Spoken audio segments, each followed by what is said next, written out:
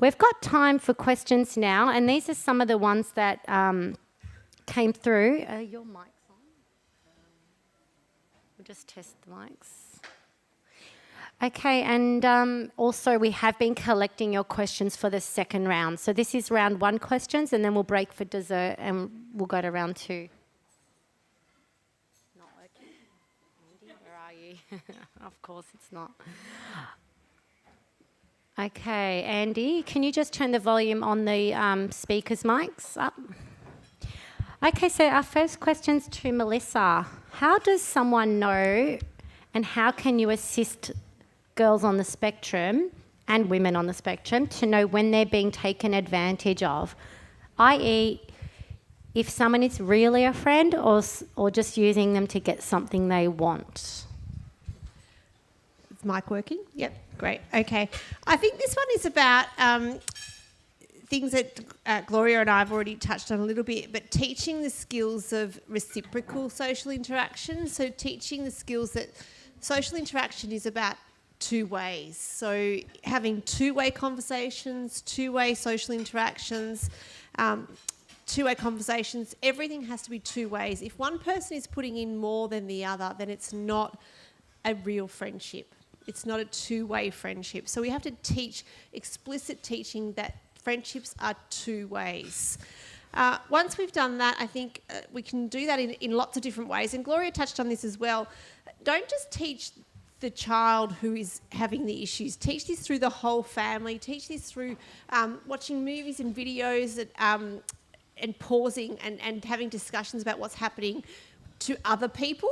So not just directly what's happening to the yellow ladybug, but actually what's happening in a movie that you're watching. So it's not directly necessarily related to your child, but teach through what's happening up to other people.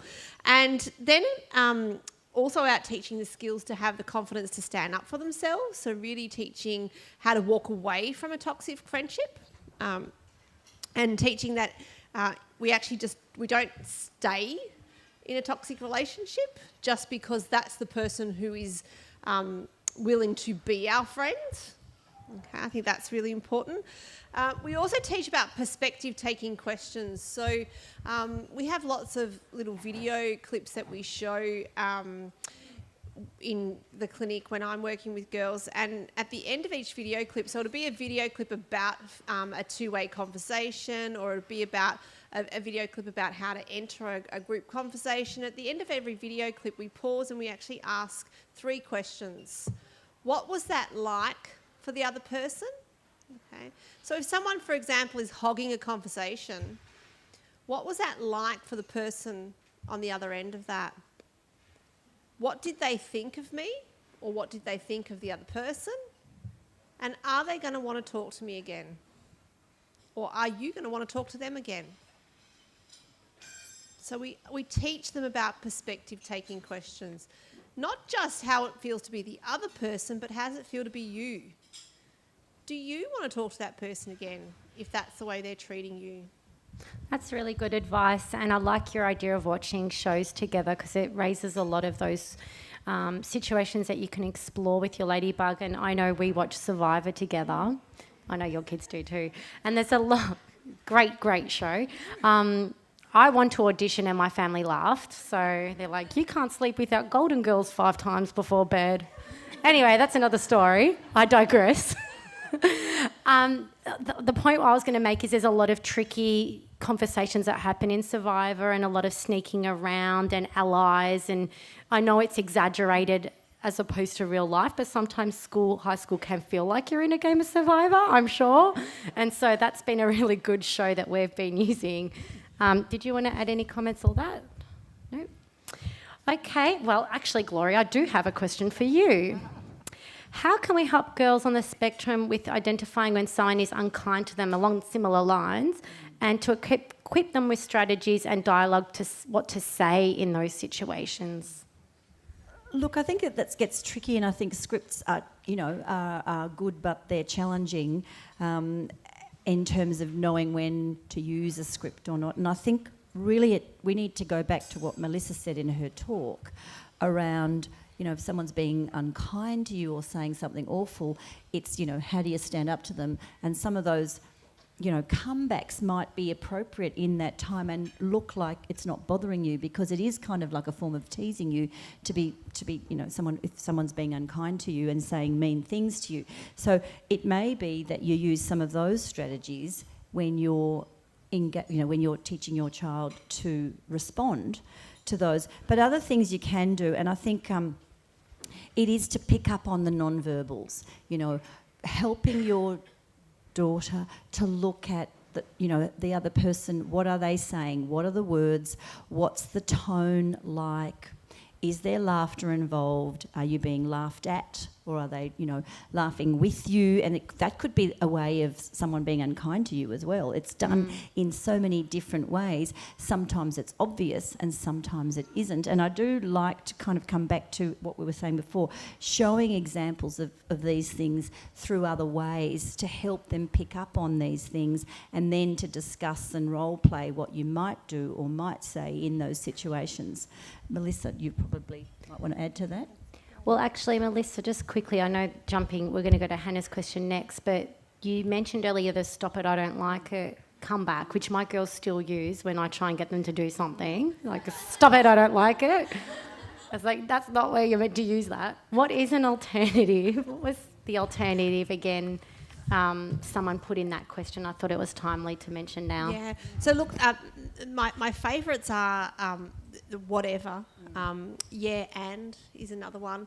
And your point is. Okay. Yeah. It's a bit hard, isn't it, with primary school kids? Like if they're quite young, that's not. So primary school, that's not. You've got. These ones have been tried and tested on teenagers. So these are the teenager strategies. So depending on the maturity of a younger child, we may, but these are not your prep strategies. But so these are teenage Okay, strategies. so just for teens, it obviously needs to evolve to fit the landscape. So I guess that's the thing, isn't it? It's just like, how do the social rules change, and what might look is appropriate at "stop it, I don't like it" for a prep child, which might be a nice little script that they can use, and it seems to work in a lot of instances. Yeah. But by the time they're in grade 6, that really there's a better way of doing it in year 7. So it's that whole thing about social rules change and social expectations, and how you might respond will change with age and maturity. The point of most of them are they're hard to come back from. It's hard to tease somebody or to keep teasing somebody who has said to you, yeah, and, or your point is, or whatever. It's hard to keep teasing somebody who has said that. It's very hard to keep. And when you role play this with your children, it's hard to keep teasing somebody who has come back with that comeback. Yeah. And they're also, we've got to remember that in a teasing situation, the girls are likely to feel really pressured. They're unlikely to be able to process what's going on in the situation really quickly. So if we just teach them 1 or 2 comebacks, they don't actually have to remember a really clever, quick, witty comeback. So if they know that they're armed with 1 or 2 comebacks that's going to apply to every situation, they don't have to be funny, they don't have to be quick. They just know that the comeback whatever applies to every situation. So I don't actually have to be quick and witty and funny all of the time. I know that this is going to apply to every situation. And you know what? Practice it at home. Practice with their siblings. I just think that's a great way of getting these things so that they do come automatically. Or they could use it on their siblings, like my girls, I'd say. Whatever. Okay, so Hannah, what did your mum, and your mum is in the audience today, spotlight. What did your mum help you, how did your mum help you in your teen years with friendships? So as I mentioned earlier, just talking and having conversations with me was really important for me. And I think one of the most helpful things that my mum did for me and still does for me is just letting me vent. Like having someone to talk to was really important for me. If I had any questions about friendships or why people act or speak the way that they do, Mum has always been pretty good at being able to break that down for me. I think that was the most helpful thing, just being there if I needed the conversation. That's sweet. Okay, now Melissa, how do you navigate the minefield of social media? I know you touched on this earlier, but as a tween, and she's now using social media, and I'd like her to understand the risks and what I should be looking out for. So I think I did touch on this, and I think Hannah did a great job as well of talking about this. So I think the main things are do it together, teach the rules, have boundaries, set expectations, build trust, start early but with education, don't prohibit it, embrace it, but be very, very explicit about the scary side as well, I think, for those that are too trusting, but also embrace the exciting. Social media is exciting. Yes, it has some scary parts to it, and we just need to be honest and open and realistic about what can happen.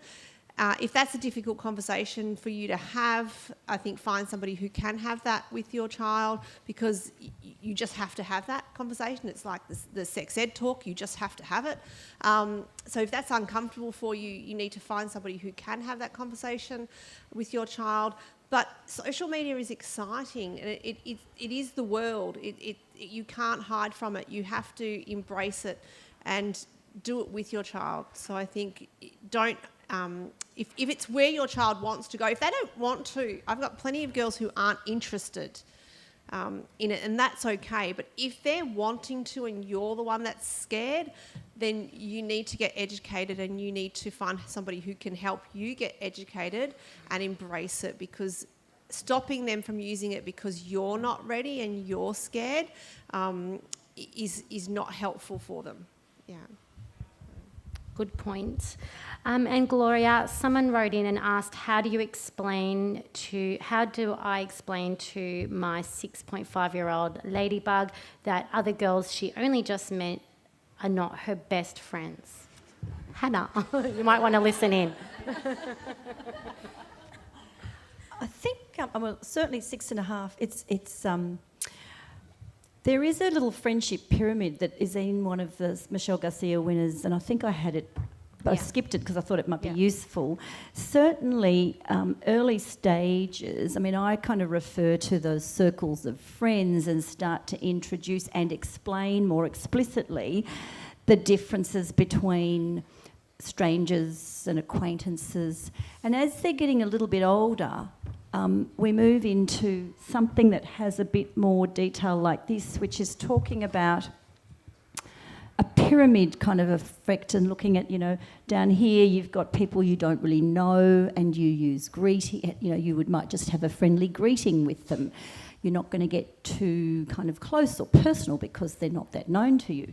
You might then move to a level 2, which is these are acquaintances. What do acquaintances mean? They might mean that there's someone you see occasionally that good. And I think the best thing when you're talking to kids who are 6.5 is that you use real life examples. So you might say, well, that's like the little girl you see, once a week and you say hi to at karate or at taekwondo. So the more explicit that you can be with examples, the more it makes sense to your 6.5-year-old.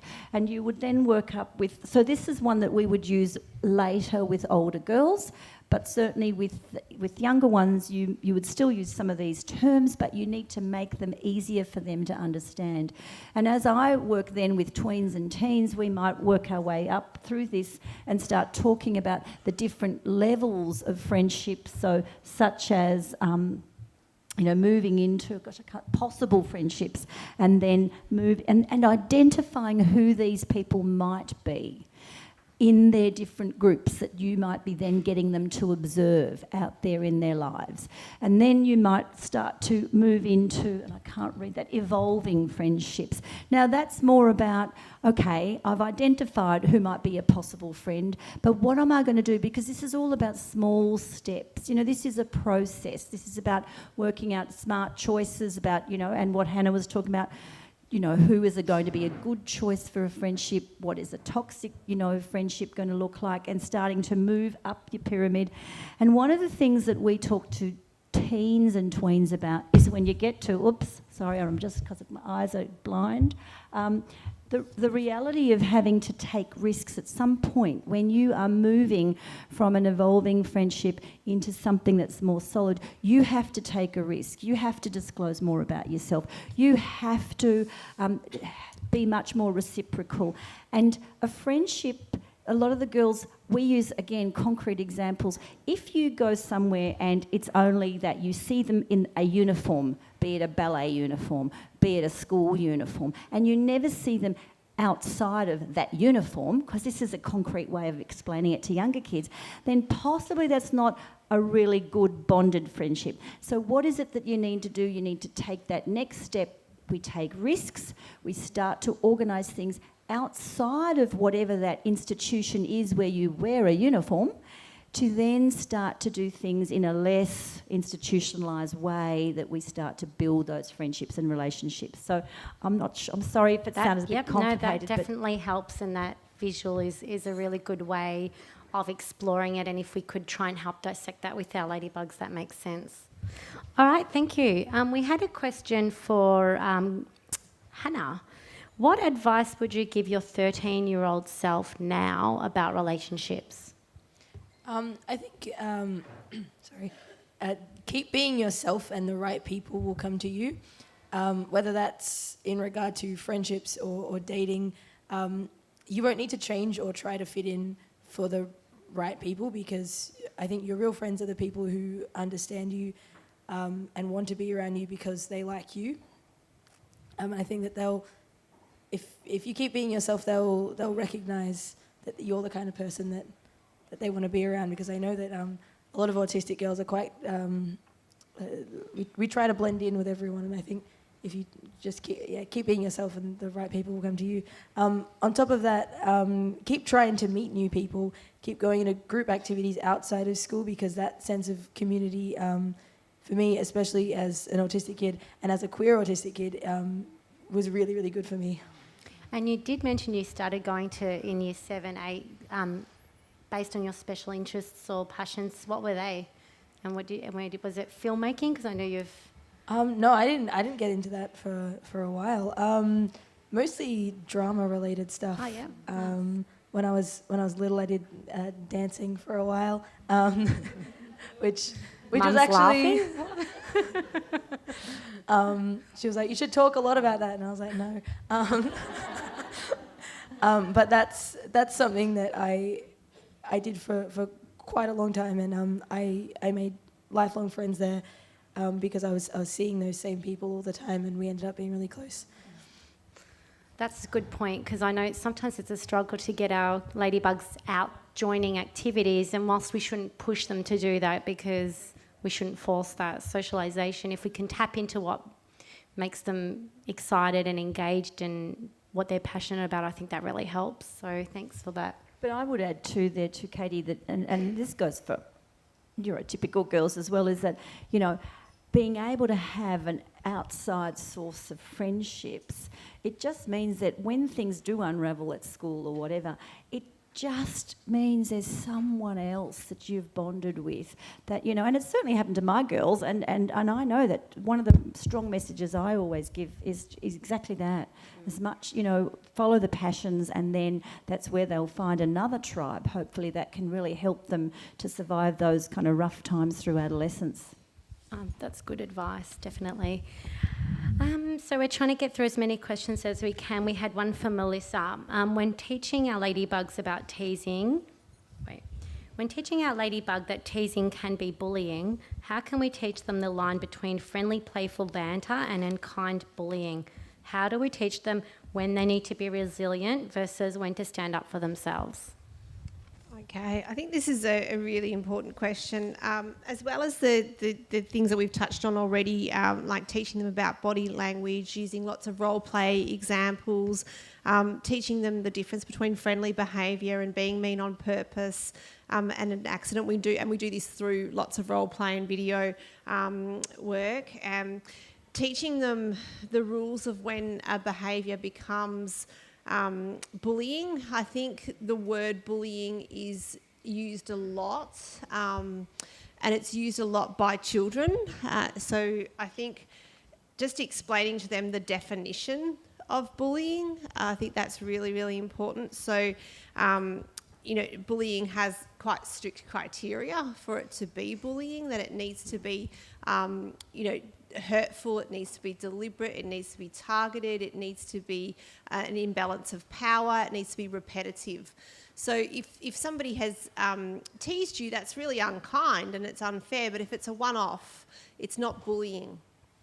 So I think be really, really explicit with your children in teaching them. If they've come home and used that word, actually just say, well, that sounds really unkind and it sounds like that wasn't a really nice thing to do, and teach them how they can handle it, but really be really explicit and say that, well, that wasn't bullying. Yeah. So I think that's really, really important. And then teach them what they need to do to stand up for themselves and teach them how to handle it, but be really, really clear with them what's bullying and what's not. I think that's really, really important. So don't allow them to kind of just throw that word around, because when it is bullying, we really want them to understand that it is and have the right pathways of managing it. So I think, and then making sure that they feel confident and brave enough to stand up for themselves when it is bullying. All right, thank you, Melissa. And we've got a question are we up to Gloria? Yes, Gloria. I would like some hints of social cues for engaging with people, such as social scripts to use in situations with friends. Again, it's hard with scripts, isn't it, as they're getting older. I think a couple of things that we definitely teach the girls is just the simple kind of exchanges of when you're catching up with people and what we call sort of bounce backs of, when you're catching up after a weekend or something, as I explained earlier. In other situations, it's using opportunities for trading information, starting off, asking people, how was your weekend is another one, and then bouncing questions back, as I've said, but also the exchange of information. Offer something about yourself. Hopefully the other person will offer it back. So you need to perhaps be coaching some of this outside in preparation at home before you get into these situations, because it's very hard for the girls to be thinking of this stuff without having had the practice at it. The other thing I always say is, well, we do need to be building these friendship files about, so it does mean that there's got to be time spent starting to find out about each other. And this is what trading information does. I read Harry Potter on the weekend, and if they might tell you what they did. If they didn't, well, you ask the question, what did you do on the weekend? So there's simple things like that. One of the things I do to help the girls early stages with even offering information is to just make these little bookmarks that have just got who, what, when, where, because sometimes they can't even think about a structure to give a simple kind of offering. So it just prompts them visually with using techniques that are also happening at school. So it's not as though it's unknown to them. And then you go, it just prompts them, I went to the show with Mum and Dad during the school holidays. That answers all the who, what, when. They're telling someone, and that then is the catalyst for someone to either offer some information back about what they did, or an opportunity for them to ask, what did you do in the holidays? So your WH questions are great. The other thing I like to do with tweens is also start to use things that happen at school. What have they learnt at school? When they're at school, they're learning connections, but they're learning them about text, so things that they've read. So they talk about text to self connections. They talk about text to world connections.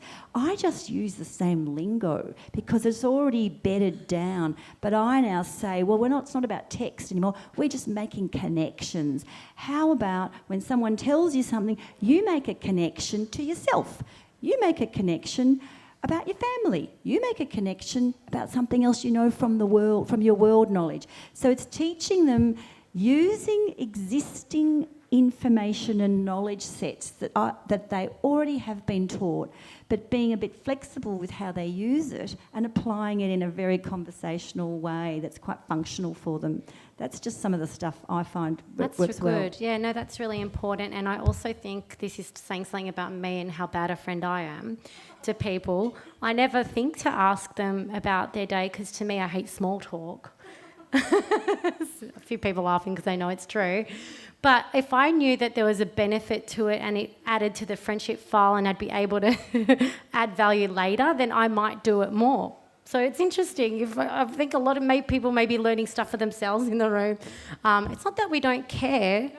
Just don't see, at the time you're so task-focused on whatever you're doing, it doesn't seem as important. Learning a lot here today. Okay, and we have got dessert coming around soon, which looks delicious. So we've got a couple of more questions and then we'll head back for dessert. Hannah, we'll do this in two parts. Okay. Should a ladybug share her diagnosis with her peers? And if you also want to share, and how do we even tell wait, hang on, we did that the wrong way around. How do I tell my daughter about her diagnosis? And if she does find out about her diagnosis, should she share that with her peers? So you're answering two questions in one. All right. I think a big thing for telling your daughter about her diagnosis is trying to kind of normalise it and make sure that your kid knows that they're not alone in this. Let them know that everyone has challenges, but theirs has a name. But chances are they already know they think a little bit differently to some of the other kids. They just haven't heard about it in this context yet. Mm-hmm. And I think let them know it's no big deal. They can still grow up and do the things they want to do. They might just take a slightly different route to get to that point. And I think as for whether or not they should tell their peers about it, I think that comes down to ultimately whether or not they're comfortable. I think it's fine either way, but I told everyone, and then I regretted telling everyone, which is silly because autism isn't really a bad thing, and it doesn't need to be a secret. It it can make you unique, it can make you interesting, kind of makes you cool, I think. And we know that some of the greatest minds in the world are the minds of autistic people. And I think we should teach these girls to own that and talk about it, especially young girls.